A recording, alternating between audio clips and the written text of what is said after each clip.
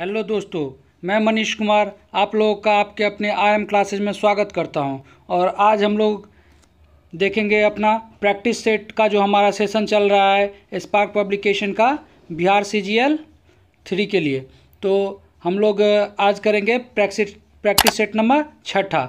अभी से पहले हम लोगों ने कितने 5 कर लिए हैं। अगर आप लोगों ने उसको नहीं देखा है तो उसे भी जाके देखें, ठीक है। और आप लोग इसे अपने दोस्तों के साथ भी शेयर कर दें और आप लोग पेन पेपर लेके बैठ जाएं और अपना आंसर करते रहें और हमें कमेंट कर ज़रूर बताइएगा कि आपके आंसर कितने सही हो रहे हैं। जिससे आपको क्या होगा, तो आपको आने वाले एग्ज़ाम के लिए बेहतर तैयारी में आपको इससे सहयोग मिलेगा। तो चलिए हम लोग शुरू करते हैं आज का अपना प्रैक्टिस सेट। और हमारा आज का प्रश्न कहाँ से शुरू कर रहे हैं हम लोग, तो सामान्य अध्ययन से। तो सामान्य अध्ययन का हम लोग आज का पहला क्वेश्चन देखते हैं क्या है। तो चलिए हम लोग पहला क्वेश्चन देख रहे हैं। हमारा पहला क्वेश्चन है, किस मुगल शासक ने शाहू को मुक्त किया था। ठीक है, तो आपके पास ऑप्शन है ए फर्रुखसियर, बी मोहम्मद शाह, सी जहांदार शाह और डी मुअज्जम। तो पहले का सही आंसर हो जाएगा आपका ऑप्शन नंबर डी, मुअज्जम जो हो जाएगा इसका सही उत्तर हो जाएगा। और शाहू जी महाराज कौन थे, तो शाहू जी जो थे वो आप कह सकते हैं कि शिवाजी के पौत्र थे, ठीक है, और संभाजी के बेटे। और ये मुअज्जम कौन थे, तो मुअज्जम जो थे औरंगजेब के पुत्र थे मुअज्जम, जिन्होंने शाहू जी महाराज को क्या किया था, तो मुक्त किया था। चलिए अब हम लोग चलते हैं अगले क्वेश्चन, दूसरे नंबर क्वेश्चन पे। दूसरा नंबर क्वेश्चन कह रहा है, किसान कॉल सेंटर कब बनाया गया। तो किसान कॉल सेंटर पूछ रहा है हम लोग से। तो ऑप्शन ए है जुलाई 2000, ऑप्शन बी है मार्च 2002, ऑप्शन सी मार्च 2004 और ऑप्शन डी जनवरी 2004। तो दूसरा का सही उत्तर हो जाएगा आपका जनवरी 2004, ऑप्शन नंबर डी, ठीक है। अब हम लोग चलते हैं अगले क्वेश्चन पे। अगला क्वेश्चन हमारा है 3 नंबर, भारत में सबसे ज़्यादा रबर उत्पादन करने वाला राज्य। तो option A Kerala, option B Rajasthan, option C Bihar, option D Tamil Nadu. तो तीसरे का सही उत्तर आपका क्या हो जाएगा, ऑप्शन ए केरल, ठीक है।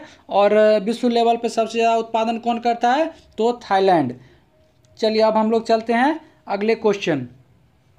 और अगला क्वेश्चन हमारा क्या है, चौथा नंबर क्वेश्चन, बहुउद्देशीय नदी परियोजना आधुनिक भारत के मंदिर हैं, किस नेता द्वारा यह तुलना की गई। ठीक है, तो आपके पास ऑप्शन ए है महात्मा गांधी, बी इंदिरा गांधी, सी पंडित जवाहरलाल नेहरू और डी इनमें से कोई नहीं। तो इसका सही उत्तर हो जाएगा आपका क्या, option number C Pandit Jawaharlal Nehru ने कहा था कि बहुत उद्देशीय परियोजना जो है नदी परियोजना वो क्या है, तो भारत के मंदिर हैं, ठीक है। चलिए अब हम लोग चलते हैं अगले क्वेश्चन 5वें नंबर पे। और 5वां नंबर क्वेश्चन क्या है, हिस्टोरिका नामक प्रसिद्ध रचना किसकी है। Option A Thomas Roe, option B Pliny, option C Herodotus और ऑप्शन डी टॉलमी। तो 5वें का सही उत्तर आपका हो जाएगा ऑप्शन नंबर सी, हेरोडोरस जो है वो इसके रचना किए थे, किसका, तो हिस्टोरिका का, ठीक है। और प्लिनी की रचना कौन सी है, तो नेचुरल हिस्टोरिका किसकी, तो हेरोडोरस की। और प्लिनी किसने किया था, तो प्लिनी का क्या है, तो नेचुरल हिस्टोरिका, ठीक है। और टॉलमी क्या थे, तो टॉलमी भारत का भूगोल लिखे थे। चलिए अब हम लोग चलते हैं अगले क्वेश्चन 6 पे। 6 नंबर हमारा क्वेश्चन है, भारत में पहला एम्स कहाँ खुला था। तो ये आप सभी को पता होगा, आप लोग फटाफट हमें कमेंट करिएगा। तो 6 का ऑप्शन आपके पास नई दिल्ली, ऑप्शन बी है पटना, ऑप्शन सी है रांची और ऑप्शन डी है चेन्नई। तो 6 का सही उत्तर हो जाएगा आपका ऑप्शन नंबर ए, नई दिल्ली, ठीक है। और इसकी स्थापना कब हुई थी, तो 1956 में।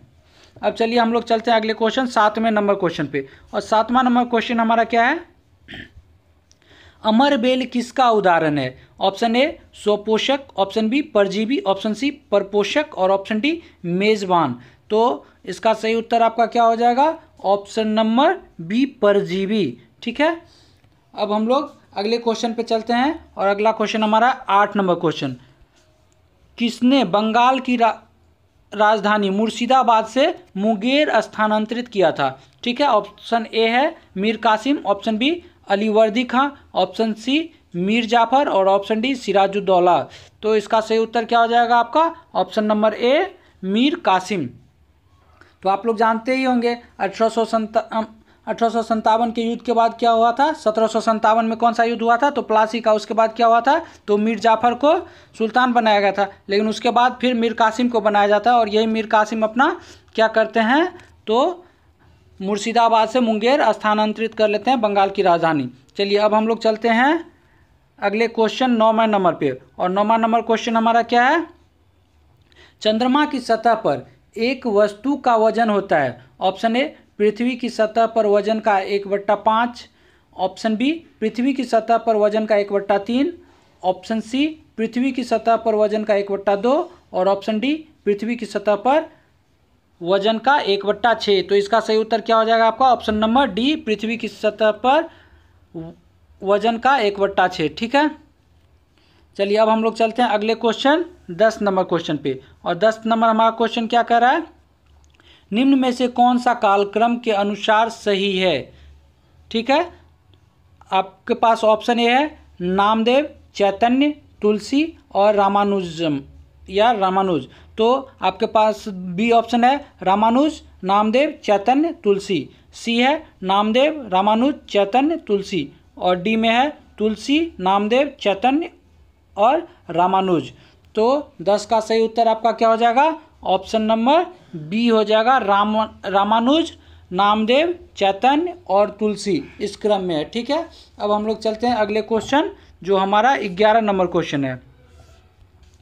रुद्रदामन से संबंधित कौन सा अभिलेख है? ठीक है, हमें बताना है कि कौन सा अभिलेख जो है रुद्रदामन से संबंधित है। ऑप्शन ए गिरनार अभिलेख, ऑप्शन बी एहोल अभिलेख, ऑप्शन सी जूनागढ़ अभिलेख और ऑप्शन डी प्रयाग अभिलेख। तो 11 के सही उत्तर हो जाएंगे ऑप्शन सी जूनागढ़ अभिलेख। ठीक है, अब हम लोग चलते हैं अगले क्वेश्चन 12 नंबर पे। क्या है? मंगल पांडे का संबंध किस इन्फेंट्री से है? तो हम लोग के पास ऑप्शन है, ऑप्शन ए में BNI, ऑप्शन बी में 34 NI, ऑप्शन सी में 27 NI और ऑप्शन डी में 28 NI। तो इसका सही उत्तर क्या हो जाएगा 12 का? Option number B 34 NI। तो NI का मतलब क्या हुआ? NI का मतलब नेटिव इन्फेंट्री। तो ये बंगाल के 34वें नेटिव इन्फेंट्री में थे। ठीक है, और 8 अप्रैल 1857 को इनको फांसी दे दी जाती है। इसी के बाद क्या शुरू हो जाता है? तो 1857 की क्रांति शुरू होती है। ठीक है, अब हम लोग चलते हैं अगले क्वेश्चन जो हमारा 13 नंबर क्वेश्चन है। क्या कह रहा है? चतुर्थ बौद्ध संगीति किसके शासन काल में हुआ था? तो आप लोग को आंसर बताना है। ऑप्शन ए है अजातशत्रु, ऑप्शन बी है कालाशोक, ऑप्शन सी है अशोक, ऑप्शन डी है कनिष्क। तो इसके सही उत्तर क्या हो जाएंगे आपके? Option number D Kanishka. ठीक है, तो हम लोग देख लेते हैं पहला बौद्ध संगीति कब हुआ था?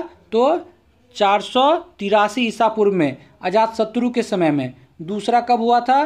तो 383 ईसा पूर्व में कालाशोक के समय में। और तीसरा कब हुआ था? तो 251 ईसा पूर्व अशोक के समय में। ठीक है, और चौथा आप लोग को पता ही है, वो प्रथम AD में होता है। ठीक है, कनिष्क के शासनकाल में। चलिए हम लोग चलते हैं अगले क्वेश्चन 14 नंबर पे।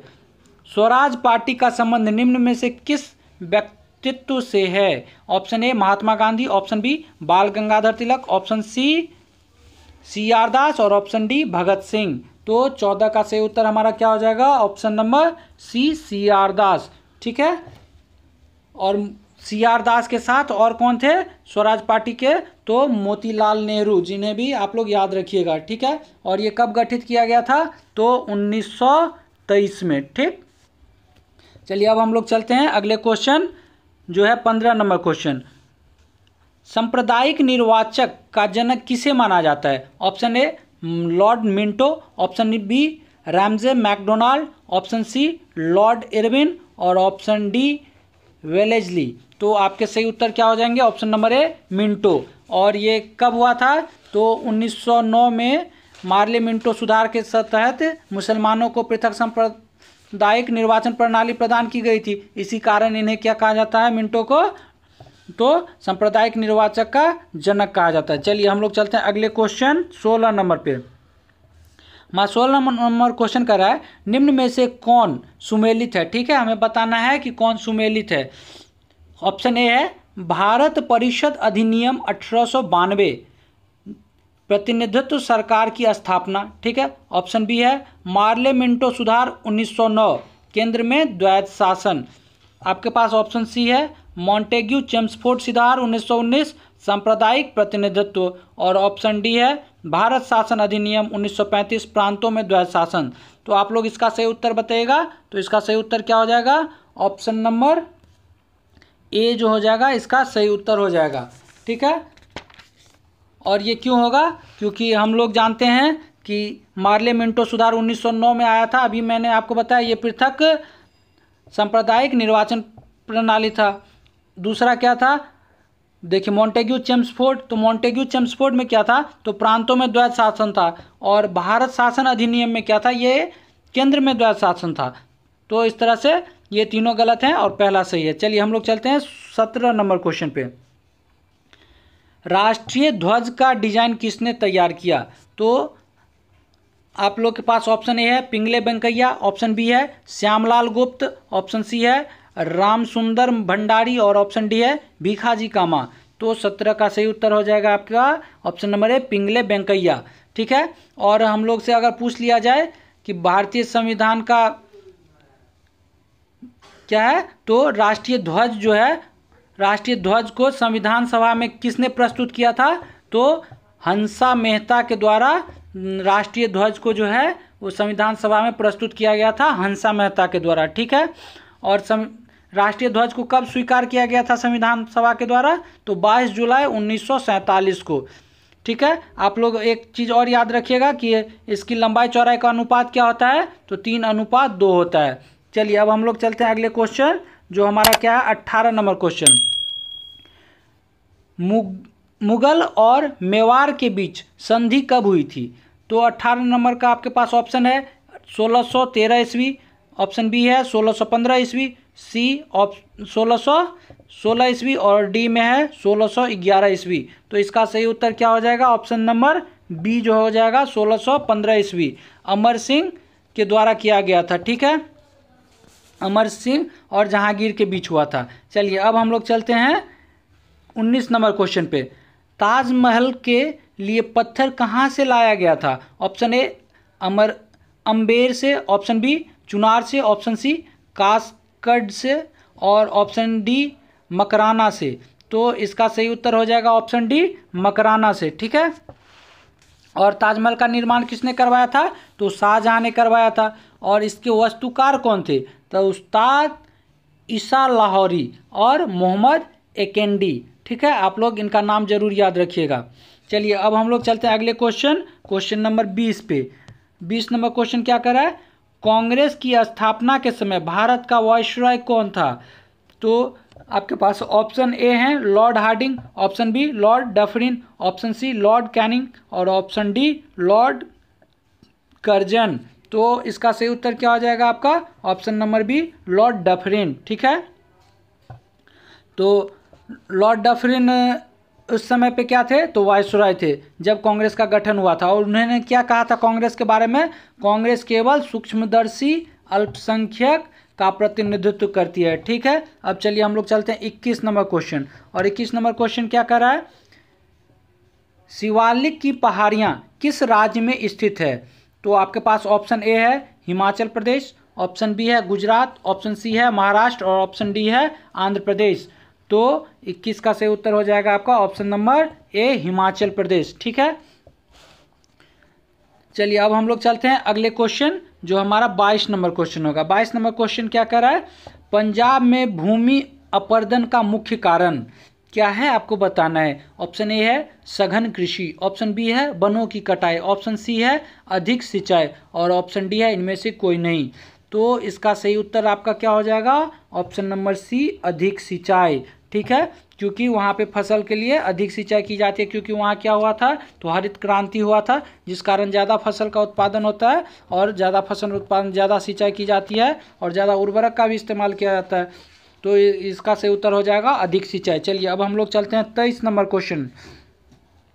संयुक्त राष्ट्र सुरक्षा परिषद के अस्थायी सदस्य देश के नाम पूछ रहे हैं, ठीक है। तो कौन कौन इसके अस्थायी सदस्य हैं, किसके, तो संयुक्त राष्ट्र सुरक्षा परिषद के। ऑप्शन आपके पास है, ऑप्शन ए भारत, पाकिस्तान, श्रीलंका, अमेरिका, चीन। ऑप्शन बी में है श्रीलंका, बांग्लादेश, फ्रांस, चीन, जापान। और ऑप्शन सी में है फ्रांस, रूस, जापान और भारत। और ऑप्शन डी में है संयुक्त राष्ट्र अमेरिका, रूस, यूके, चीन और फ्रांस, ठीक है। तो आपके पास ये ऑप्शन है, तो इसका क्या आंसर हो जाएगा 23 नंबर का, ऑप्शन नंबर डी जो है इसका आंसर हो जाएगा, ठीक है। और इसमें कौन कौन है, तो अमेरिका, रूस, यूके, फ्रांस और चीन, ये पांचों जो हैं वो अस्थायी हैं। और 10 जो होते हैं इसमें अस्थायी सदस्य होते हैं, जिसमें भारत भी अपना है। चलिए अब हम लोग चलते हैं अगले क्वेश्चन 24 नंबर पे। 24 नंबर क्वेश्चन कह रहा है जीएसटी कानून लागू करने वाला पहला राज्य, ठीक है। जीएसटी का फुल फॉर्म क्या होता है, गुड्स एंड सर्विस टैक्स, ठीक है। तो ऑप्शन है आपके पास ए तमिलनाडु, बी दिल्ली, सी असम और डी महाराष्ट्र। तो 24 नंबर का सही उत्तर क्या हो जाएगा, सी असम जो हो जाएगा आपका सही उत्तर हो जाएगा, क्योंकि असम राज्य के द्वारा सबसे पहले जीएसटी लागू किया गया था, ठीक है। और जीएसटी भारत में कब से लागू किया गया, तो 1 जुलाई 2017 से, ठीक है। और किस संविधान संशोधन के तहत ये लाया गया था, तो 101वां संविधान संशोधन के तहत ये लाया गया था। और ये किस तरह का कर होता है, तो ये एक अप्रत्यक्ष कर है, ठीक है। अगर आपको पूछ लिया जाए कि विश्व में सबसे पहले किस देश में जीएसटी लागू हुआ था, तो ये हो जाएगा आपका फ्रांस। चलिए अब हम लोग चलते हैं अगले क्वेश्चन 25 नंबर पे। भारत की सबसे पुरानी पर्वत श्रृंखला, ठीक है। तो आपका ऑप्शन है Western Ghat, option B Aravalli, option C Himalaya और ऑप्शन डी सतपुरा। तो 25 नंबर का सही उत्तर क्या हो जाएगा आपका, ऑप्शन बी अरावली। अरावली सिर्फ भारत की नहीं विश्व की सबसे प्राचीन श्रृंखला है, ठीक है। और इसकी सबसे ऊंची शिखर कौन सी है, तो गुरु शिखर जो है इसकी सबसे ऊंची शिखर है, ठीक है।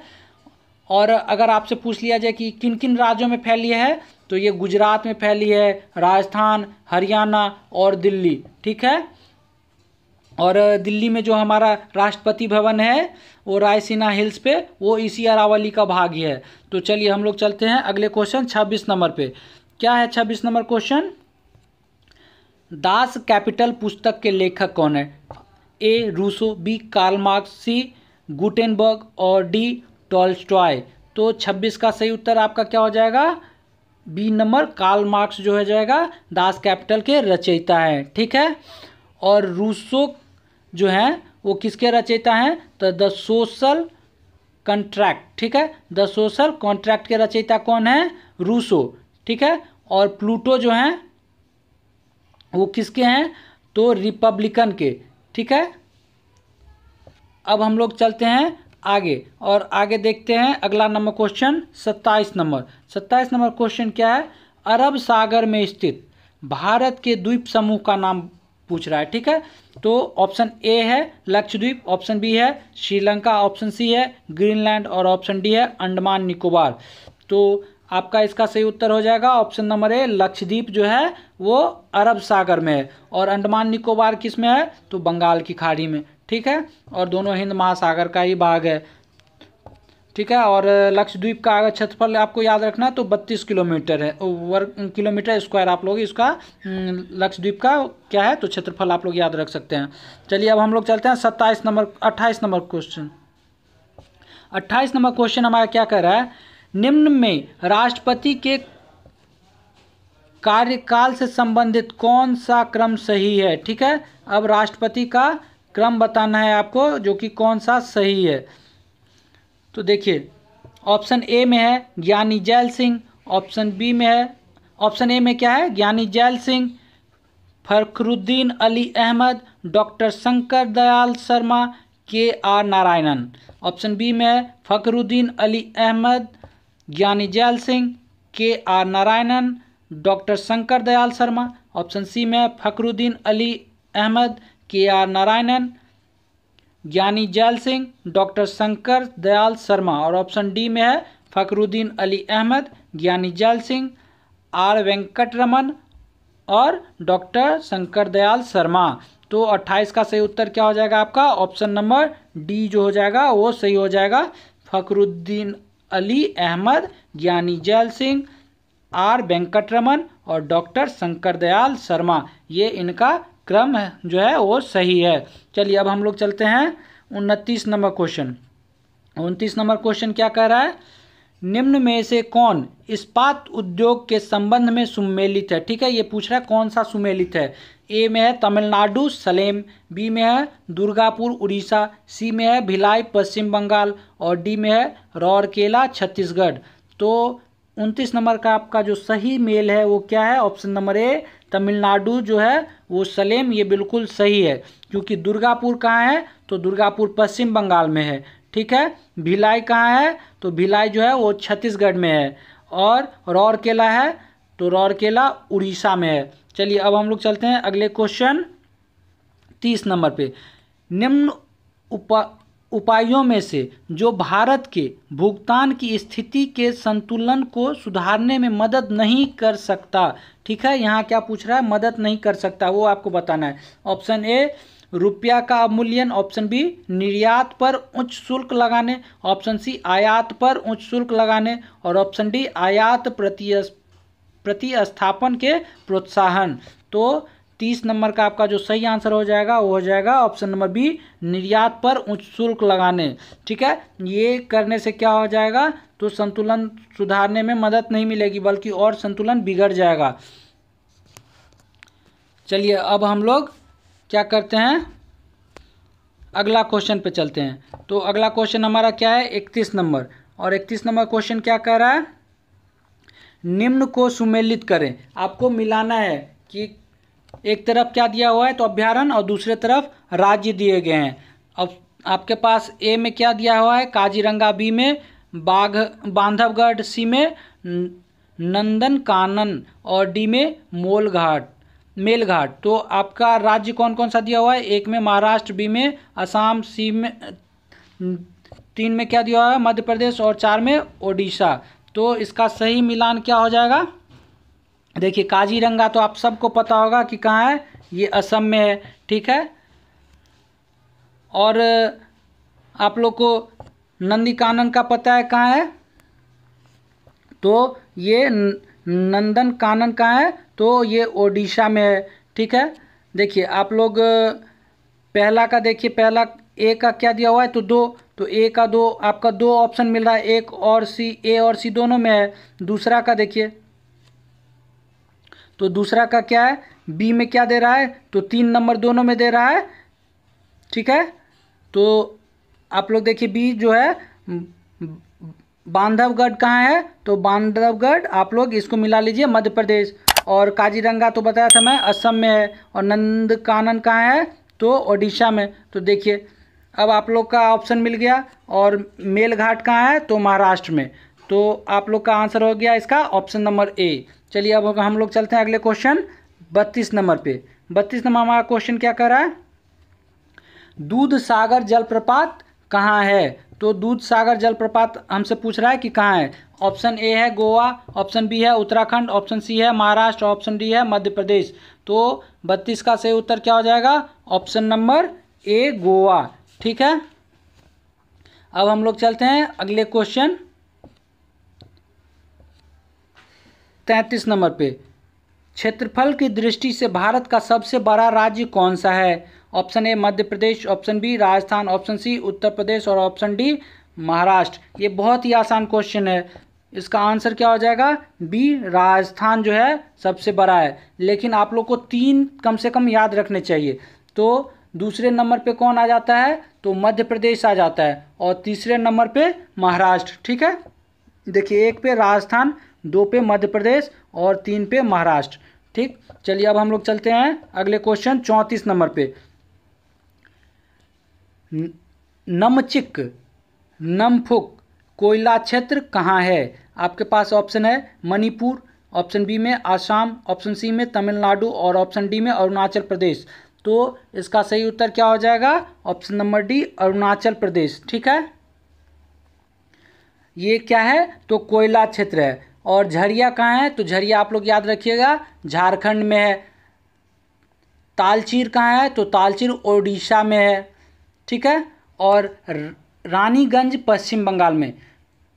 और भारत में कोयले का सबसे ज़्यादा उत्पादन कौन करता है? तो उत्पादन करता है ओडिशा। लेकिन अगर पूछ ले आपसे कि भारत में सबसे बड़ा कोयले का खदान कहाँ है, तो वो है झारखंड में, ठीक है। चलिए अब हम लोग चलते हैं अगले क्वेश्चन 35 नंबर पे। वैश्वीकरण से क्या तात्पर्य है? आपके पास ऑप्शन ए है अपनी अर्थव्यवस्था और विश्व की अर्थव्यवस्था में सामंजस्य स्थापित करना। ऑप्शन बी है कानून में ढील देना। ऑप्शन सी है आयात निर्यात पर अंकुश लगाना। और ऑप्शन डी है उपयुक्त में से कोई नहीं। तो 35 नंबर का सही उत्तर हो जाएगा आपका ऑप्शन नंबर ए, अपनी अर्थव्यवस्था और विश्व की अर्थव्यवस्था में सामंजस्य स्थापित करना ही क्या होता है? तो वैश्वीकरण होता है, ठीक है। चलिए अब हम लोग चलते हैं अगले क्वेश्चन 36 नंबर पे। भ्रष्टाचार को नियंत्रित करने के लिए भारत सरकार का संगठन है। कौन सा संगठन है आपको ये बताना है। ऑप्शन ए केंद्रीय सतर्कता आयोग, option B Supreme Court, option C केंद्रीय जांच ब्यूरो और ऑप्शन डी नौकरशाही। तो इसका सही उत्तर क्या हो जाएगा आपका? ऑप्शन नंबर ए जो हो जाएगा केंद्रीय सतर्कता आयोग, ठीक है। और ये केंद्रीय सतर्कता आयोग किसके सिफारिश पे हुआ था? कौन सा कमेटी था? तो संथानम कमेटी, ठीक है, जो 1962-64 में बनाई गई थी। चलिए अब हम लोग चलते हैं। और इसको स्वीकार कब किया गया था? तो इसको स्वीकार जो है 2003 में किया गया था। चलिए अब हम लोग चलते हैं अगले क्वेश्चन 37 नंबर पे। 37 नंबर हमारा क्वेश्चन क्या है? निम्न में से कौन सा मंडल सर्वाधिक गर्म है? आपके पास ऑप्शन है ए आयन मंडल, बी क्षोभ मंडल, सी समताप मंडल और डी मध्य मंडल। तो इसका सही उत्तर क्या हो जाएगा आपका? ऑप्शन नंबर बी क्षोभ मंडल, क्योंकि क्षोभ मंडल जो है वो सबसे निचला मंडल है, ठीक है। और हम लोग को पता है कि जैसे जैसे ऊपर जाते हैं वैसे वैसे तापमान जो है घटता जाता है। चलिए अब हम लोग चलते हैं अगले क्वेश्चन 38 नंबर पे। और 38 नंबर हमारा क्वेश्चन क्या कह रहा है? कर्क रेखा किस राज्य में होकर नहीं गुजरती है? तो हमें बताना है कि कर्क रेखा किस राज्य से नहीं गुजरती है। ऑप्शन ए है राजस्थान, ऑप्शन बी है छत्तीसगढ़, ऑप्शन सी है उड़ीसा और ऑप्शन डी है त्रिपुरा। तो ये हम लोगों ने पिछले सेट में भी ये क्वेश्चन देखा था। तो इसका सही उत्तर क्या हो जाएगा आपका? ऑप्शन नंबर सी जो हो जाएगा उड़ीसा से होकर नहीं गुजरती। ये किन किन राज्यों से जाती है? तो राजस्थान से जाती है, गुजरात से जाती है, ठीक है। गुजरात, राजस्थान, मध्य प्रदेश, छत्तीसगढ़, झारखंड, पश्चिम बंगाल और त्रिपुरा, इन 8 राज्यों से गुजरती है, ठीक है। कौन सा? तो कर्क रेखा। तो कर्क रेखा हम लोग किसे कहते हैं? तो 23.5 डिग्री उत्तरी अक्षांश को हम लोग कर्क रेखा कहते हैं। और 23.5 डिग्री दक्षिणी अक्षांश को क्या कहते हैं? तो मकर रेखा। चलिए हम लोग अगले क्वेश्चन 39 नंबर पे चलते हैं। क्या है? उत्तराखंड, उत्तर प्रदेश, बिहार, पश्चिम बंगाल और सिक्किम की सीमाएं किस देश से मिलती है? ठीक है, आपको बताना ये किन देशों से इनकी सीमाएं मिलती है। ऑप्शन ए है चीन, ऑप्शन बी है नेपाल, ऑप्शन सी है भूटान और ऑप्शन डी है म्यांमार। तो आपका ये इसका सही उत्तर क्या हो जाएगा? ऑप्शन नंबर बी नेपाल जो हो जाएगा इसका सही उत्तर हो जाएगा, ठीक है। कुल 5 राज्य इससे सीमा अपनी बनाती है। चलिए हम लोग चलते हैं अगले क्वेश्चन 40 नंबर पे। 40 नंबर हमारा क्वेश्चन है, भारत में पहली रेलवे टर्मिनल कौन सी थी? ठीक है, option A Bandra terminal, option B Bori Bunder terminal, option C Chhatrapati Shivaji terminal और option D Thane railway station. तो इसका सही उत्तर आपको क्या देना है? तो इसका सही उत्तर आप लोग दीजिएगा ऑप्शन बी बोरी बंदर। और अब क्या होता है? तो बोरी बंदर का ही नाम छत्रपति शिवाजी टर्मिनल है, तो इसमें ऑप्शन में ये छत्रपति शिवाजी टर्मिनल नहीं होना चाहिए था, लेकिन अब है। फिर भी हम लोग क्या करेंगे? ये बोरी बंदर के साथ जाएंगे, ठीक है। तो पहली बार ट्रेन भारत में कब चलाया गया था? तो 16 अप्रैल 1853 में। और कहाँ से कहाँ तक? तो बोरी बंदर से ही चला था थाने के बीच, जो 34 किलोमीटर का सफ़र था, ठीक है। और ये किन के शासनकाल में? तो लॉर्ड डलहौजी उस समय कौन थे? तो गवर्नर जनरल थे, ठीक है। अब हम लोग चलते हैं अगले क्वेश्चन। और अगला क्वेश्चन हमारा क्या है? तो 41 नंबर क्वेश्चन है, दक्षिण पश्चिम मानसून के समय आर्द्र पवनें कहाँ बहती है? आपको बताना है। ऑप्शन ए है स्थल से समुद्र की ओर, ऑप्शन बी है समुद्र से स्थल की ओर और ऑप्शन सी है पठार से मैदान की ओर, ऑप्शन डी है पहाड़ से पहाड़ी प्रदेशों की ओर, ठीक है। तो 41 नंबर का आपका ऑप्शन क्या हो जाएगा? तो इसका सही आंसर हो जाएगा ऑप्शन नंबर बी, समुद्र से स्थल की ओर चलती है। ठीक है, और ये पहले कहाँ आती है, तो ये पहले हमारे केरल में आती है। कब, जुलाई के प्रथम सप्ताह, या आप लोग कह सकते हैं कि 1 जुलाई नहीं, जून, 1 जून से ये मानसून आता है। ठीक है, और जो लौटती हुई मानसून होती है जिसको हम लोग क्या कहते हैं, उत्तर पूर्व मानसून, तो वो कहाँ, तमिलनाडु में वर्षा करवाती है। ठीक है, अब चलिए हम लोग चलते हैं अगले क्वेश्चन 42 पे। 42 नंबर का क्वेश्चन हमारा क्या है, हीराकुंड नदी परियोजना किस नदी पर स्थित है। तो ऑप्शन है आपके पास, ए महानदी, बी दामोदर, सी कोसी और डी कृष्णा। तो 42 का सही उत्तर क्या हो जाएगा आपका, ए महानदी। ठीक है, ये महानदी जो है पर बनाया गया हीराकुंड, और ये किस राज्य में, आपसे ये भी पूछ लिया जाता है, तो आप लोग इसका याद रखिएगा कि ये उड़ीसा में है। ठीक है, कहाँ, तो उड़ीसा में। चलिए अब हम लोग चलते हैं 43 पे। 43 नंबर क्या है क्वेश्चन, वनों के वितरण को दिखाने वाले मानचित्र हैं। ऑप्शन ए भौतिक, option B thematic, option C राजनीतिक और ऑप्शन डी प्रयोगात्मक। तो देखिए इसमें भौतिक भी है, तो भौतिक में सब कुछ दिखाया जाता है, लेकिन इसका जो सही आंसर हो जाएगा ये हो जाएगा ऑप्शन नंबर बी थीमेटिक। तो थीमेटिक में क्या आता है, तो थीमेटिक में एक विशिष्ट तरह के चीज़ों का ही क्या किया जाता है, तो मानचित्र बनाया जाता है। जैसे इसमें क्या पूछ लिया गया, वन का, आपसे सड़क का पूछ सकता था या फिर रेलवे का पूछ सकता था। तो ये सब किस में आते हैं, जो भी हमारा भौगोलिक है उसका जो भी विशिष्ट मानचित्र बनाया जाता है, तो वो इसके अंदर आते हैं। ठीक है, चलिए अब हम लोग चलते हैं 44 नंबर पे।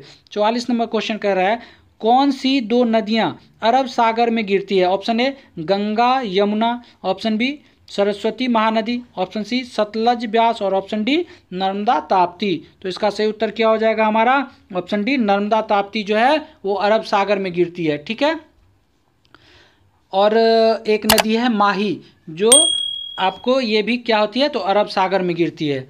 चलिए अब हम लोग चलते हैं अगले क्वेश्चन, और ये नर्मदा ताप्ती का आप लोग याद रखिएगा कि ये क्या है, तो ये जो है वो डेल्टा नहीं बनाती है, ये क्या बनाती है, तो एस्चुरी बनाती है। ठीक है, अब हम लोग चलते हैं अगला क्वेश्चन 45 पे। 45 नंबर क्वेश्चन क्या कर रहा है, एग्रो एस्ट्रोलॉजी किसके अध्ययन से संबंधित है। ऑप्शन ए कृषि विकास, ऑप्शन बी अधिपादप, ऑप्शन सी घास, ऑप्शन डी निमेटोड रोग।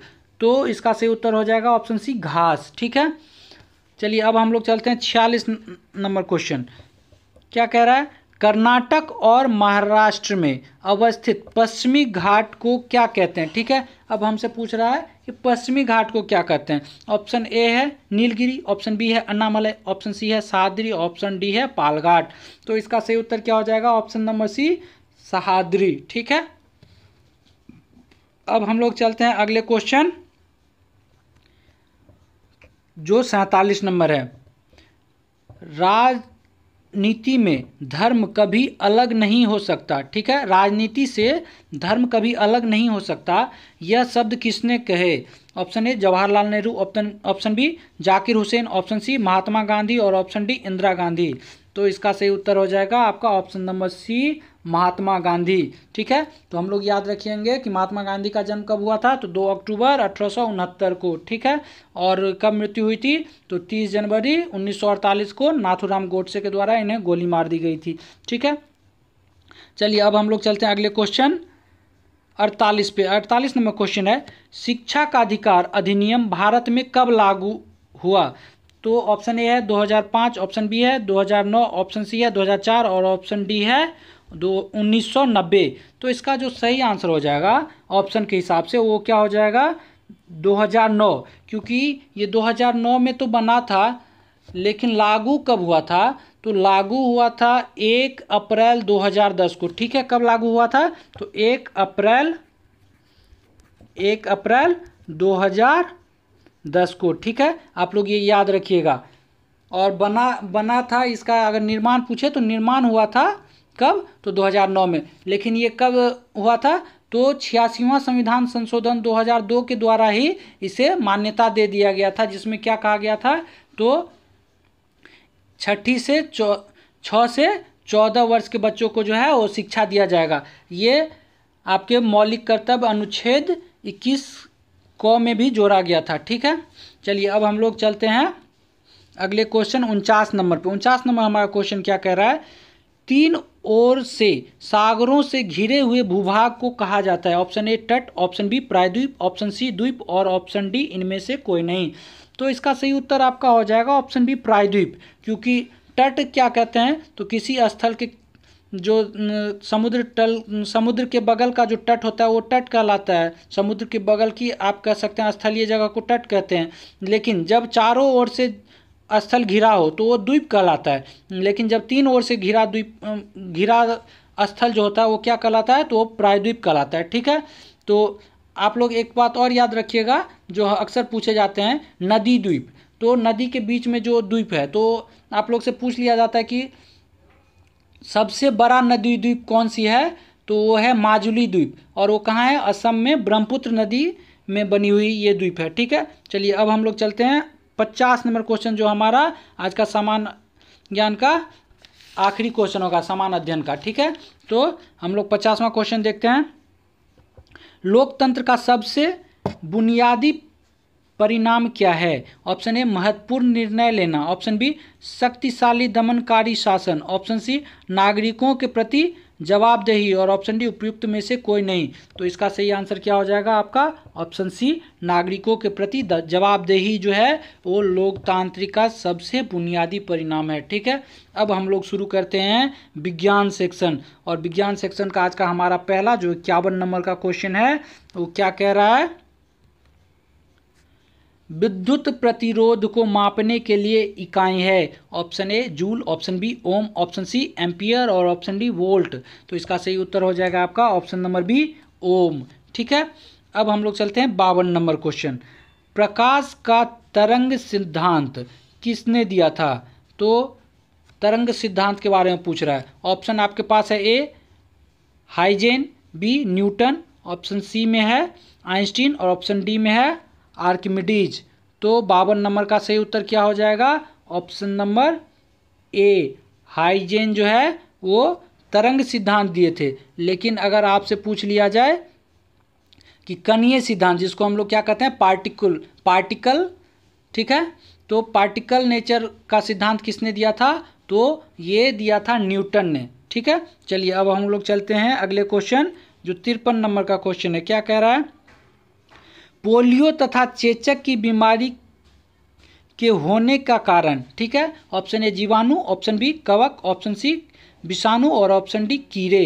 तो पोलियो और चेचक जो है वो क्या है, तो विषाणु से होते हैं। ठीक है, और चेचक आप लोग से पूछ लिया जाएगा कि चेचक का वायरस का नाम क्या है, तो वेरियोला वायरस जो है वो चेचक के वायरस का नाम है। ठीक है, चलिए अब हम लोग चलते हैं अगले क्वेश्चन 54 नंबर क्वेश्चन।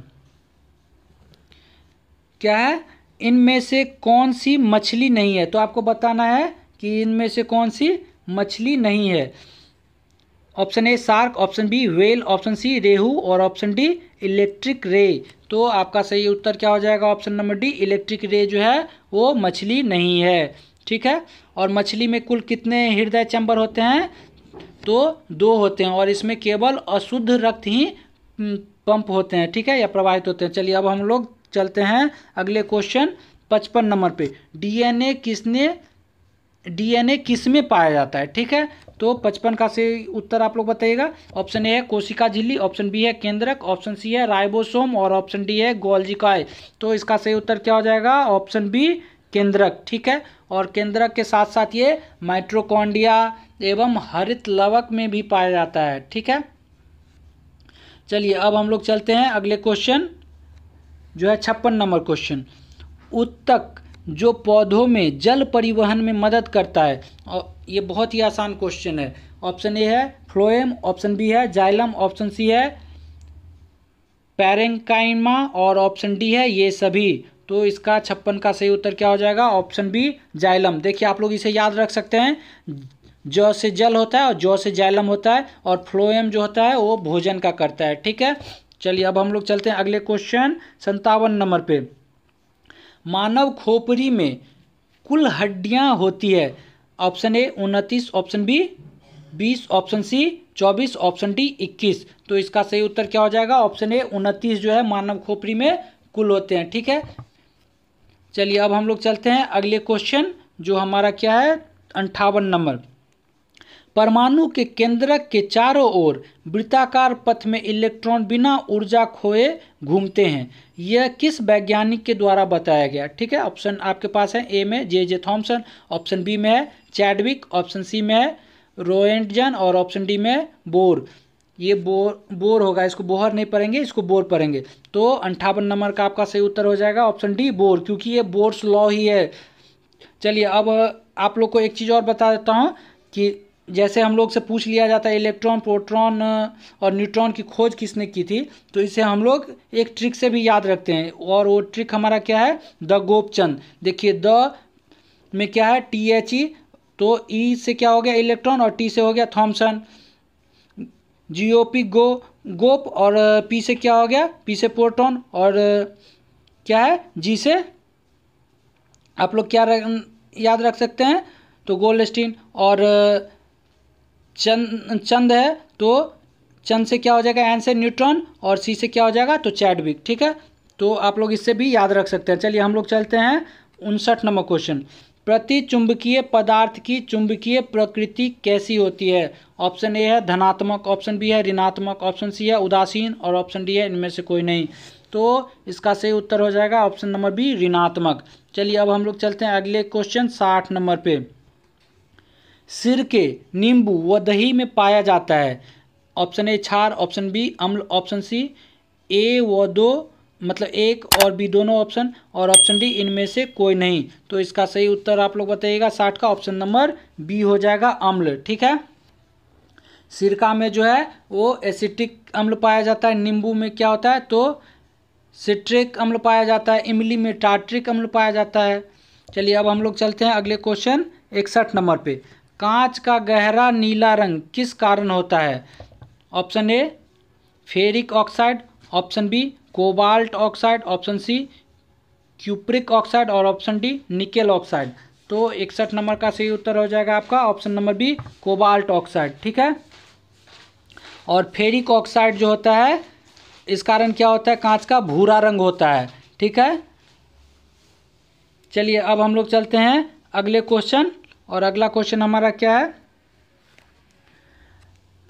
62 नंबर। जब एक बस अचानक चलना शुरू करती है तो बस के अंदर बैठे यात्रियों को पीछे की तरफ धक्का लगता है, यह उदाहरण न्यूटन के किस नियम को दर्शाता है? ऑप्शन ए है न्यूटन का गति का पहला नियम, ऑप्शन बी है न्यूटन का गति का दूसरा नियम, ऑप्शन सी है न्यूटन का गति का तीसरा नियम, और ऑप्शन डी है उपयुक्त में से कोई नहीं। तो 62 नंबर का सही उत्तर हो जाएगा आपका ऑप्शन नंबर ए न्यूटन की गति का पहला नियम। और ये क्या है? ये तो जड़त्व का नियम भी है, तो इसी कारण ऐसा होता है। ठीक है, क्यों होता है इसमें? तो जो वस्तु जिस अवस्था में रहती है वो उसी अवस्था में रहने की कोशिश करती है, जिस कारण ऐसा होता है। चलिए अब हम लोग चलते हैं अगले क्वेश्चन, तो इसका उत्तर क्या हो जाएगा? Option A. ठीक है, अब हम लोग चलते हैं 63 नंबर क्वेश्चन। 63 नंबर क्वेश्चन क्या कर रहा है? दोनों निकायों के बीच गुरुत्वाकर्षण बल है। ऑप्शन ए है आपके पास हमेशा प्रतिकर्षक, ऑप्शन बी है हमेशा आकर्षक, ऑप्शन सी है आकर्षक व प्रतिकर्षक हो सकता है, ऑप्शन डी है तटस्थ। तो 63 नंबर का आंसर क्या हो जाएगा आपका? तो हमेशा आकर्षक, ऑप्शन बी। ठीक है, चलिए अब हम लोग चलते हैं 64 नंबर क्वेश्चन। 64 नंबर हमारा क्वेश्चन कह रहा है धान के खेत से किस प्रकार की गैस निकलती है? तो ये क्वेश्चन हम लोग पिछले सेट में भी देखे थे। तो इसका ऑप्शन है option A CO, option B CO2, option C CH4, और ऑप्शन डी O2। तो इसका सही उत्तर क्या हो जाएगा? ऑप्शन सी CH4, जिसको हम लोग क्या कहते हैं? मीथेन। चलिए अब हम लोग चलते हैं अगले क्वेश्चन 65 की तरफ। केचुए में श्वसन अंग का नाम है। ठीक है, तो पूछ रहा है कि केचुआ किससे सांस लेता है? आपके पास ऑप्शन ए है फेफड़े, ऑप्शन बी है गलफरे, ऑप्शन सी है गीले त्वचा, ऑप्शन डी है इनमें से कोई नहीं। तो 65 का सही उत्तर हो जाएगा आपका ऑप्शन नंबर सी गीले त्वचा। ठीक है, और मछली जो है किससे लेती है? तो गलफरे से लेती है।